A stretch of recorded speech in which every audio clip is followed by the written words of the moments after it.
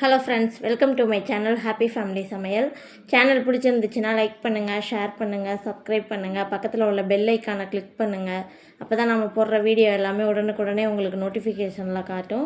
இன்றைக்கி நாம் மெதுவடையும் சேமியா ஜவ்வரிசி வச்சு பால் பாயசமும் எப்படி செய்யலான்னு பார்க்கலாம் வாங்க. மெதுவடைக்கு நான் ஒரு 3 டம்ளர் அளவுக்கு உளுந்து எடுத்து 2 டைம் நல்லா வாஷ் பண்ணிவிட்டு 1 மணி நேரம் நல்லா ஊற வச்சு எடுத்துக்கோங்க.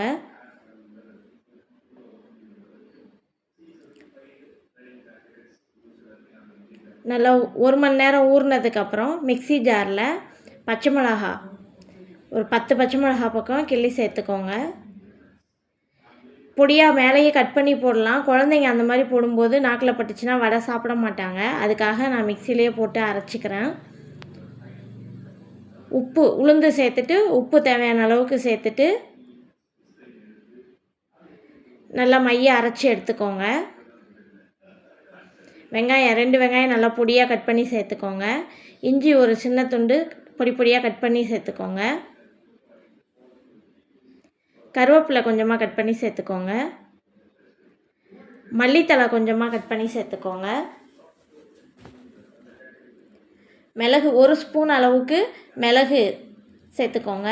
இதை நீங்கள் முழு மிளகாவும் சேர்க்கலாம், இல்லை 1-2 இடிச்சும் சேர்த்துக்கலாம். 1 ஸ்பூன் அளவுக்கு ஜீரகம் சேர்த்துட்டு நல்லா கலந்து கொடுங்க.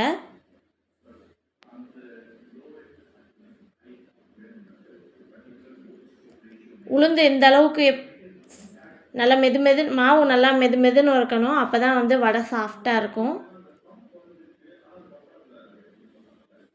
எண்ணெய் ஒரு கடாயில் எண்ணெய் ஊற்றி எண்ணெய் நல்லா காஞ்சதுக்கப்புறம் அடுப்பை மீடியம் ஃப்ளேமில் வச்சுட்டு வடையை மாதிரி தட்டி எடுத்துக்கோங்க.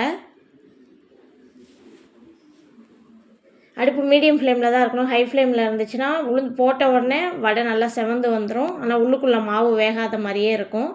அதனால் மீடியம் ஃப்ளேமில் வச்சுக்கோங்க. ஃபஸ்ட்டு இந்த மாதிரி ஒரு ஆரஞ்சு கலர் வந்தோடனே எடுத்துட்டு மறுபடியும் ஒரு டைம் போட்டு பொரித்து எடுத்தீங்க அப்படின்னா, 2வது டைம் பொரித்து எடுத்தீங்க அப்படின்னா நமக்கு கடையில் சாப்பிட்ற மாதிரியே கிறிஸ்பியாக உள்ளுக்குள்ளே நல்லா சாஃப்டாக மெதுவடை இருக்கும். இப்போ நம்மளோட மெதுவடை ரெடி ஆகிடுச்சு. பால் பாயசம் செய்கிறதுக்கு ஒரு கடாயில் 2 ஸ்பூன் அளவுக்கு நெய் சேர்த்துக்கோங்க. நெய் நல்லா சூடானோடனே கொஞ்சமாக முந்திரி சேர்த்துக்கோங்க. முந்திரி லைட்டாக ஒரு நிமிஷம் வதங்கினோடனே திராட்சை சேர்த்துக்கலாம். ஏன்னா முந்திரியும் திராட்சையும் ஒன்றா சேர்த்திங்கன்னா முந்திரி நல்லா வறுபட்டுரும், திராட்சை வறுபடாமல் இருக்கும். அதுக்காக ஃபஸ்ட்டு முந்திரி சேர்த்துட்டு அதுக்கப்புறம் திராட்சை சேருங்க. ஒரு தட்டில் நம்ம வறுத்து வச்ச முந்திரி திராட்சையும் எடுத்துக்கலாம். அதே நெய்யில் கொஞ்சமாக சேமியா சேர்த்து நல்லா வறுத்துக்கோங்க. இதில் நான் ஜவ்வரிசி அதிகமாகவும் சேமியா கம்மியாகவும் சேர்த்துருக்கேன். நீங்கள் உங்கள் விருப்பத்துக்கு ஏற்ற மாதிரி சேர்த்துக்கோங்க. நான் ஒரு 50 கிராம் அளவுக்கு ஜவ்வரிசியை ஊற வச்சுருக்கேன். ஒரு 1/4 மணி நேரம் ஊற வச்சுக்கோங்க. தண்ணி ஒரு 1/2 லிட்டர் அளவுக்கு, ஒரு பாத்திரத்தில் 1/2 லிட்டர் அளவுக்கு தண்ணி சேர்த்து தண்ணி நல்லா கொதித்து வந்தோடனே ஊற வச்சுருக்க ஜவ்வரிசியை சேர்த்துக்கலாம். ஜவ்வரிசி சேர்த்தோன்னே லைட்டாக கலந்து கொடுங்க, இல்லாட்டி அடி பிடிச்ச மாதிரி பிடிச்சிக்கும் அடியில். இந்த மாதிரி நல்லா கொதித்து வரட்டும். ஜவ்வரிசி ஓரளவுக்கு வெந்தோடனே நம்ம நெய்யில் வறுத்து வச்சுருக்க சேமியாவை சேர்த்துக்கலாம். சேமியாவை சேர்த்துட்டு சேமியாவும் ஜவ்வரிசியும் ஒரு கொதி வரட்டும்.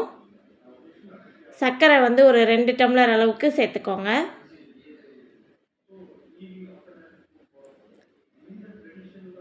சேர்த்துட்டு ஏலக்காய் பொடி ஒரு 3 ஸ்பூன் அளவுக்கு ஏலக்காய் தூள் சேர்த்துக்கோங்க. பால் 1/2 லிட்டர் பாலை நல்லா காய்ச்சி ஆற வச்சு வச்சுருக்கோம். அதை ஃபில்டர் பண்ணி சேர்த்துக்கலாம். நம்ம நெய்யில் வறுத்து வச்சுருக்க முந்திரி திராட்சையும் சேர்த்துக்கலாம். பால் பாயசம் செய்கிறது ரொம்ப ஈஸி, 10 நிமிஷத்தில் செஞ்சிடலாம். அவ்வளோதான் ஃப்ரெண்ட்ஸ், நம்மளோட பால் பாயசம் ரெடி. பால் சேர்த்ததுக்கப்புறம் அடுப்பு கொதிக்க விடாதீங்க. அவ்வளோதான் ஃப்ரெண்ட்ஸ், நம்மளோட மெதுவடையும் பால் பாயசமும் ரெடி. சேனல் பிடிச்சிருந்துச்சுன்னா லைக் பண்ணுங்கள், ஷேர் பண்ணுங்கள், சப்ஸ்கிரைப் பண்ணுங்கள். தேங்க்ஸ் ஃபார் வாட்சிங்.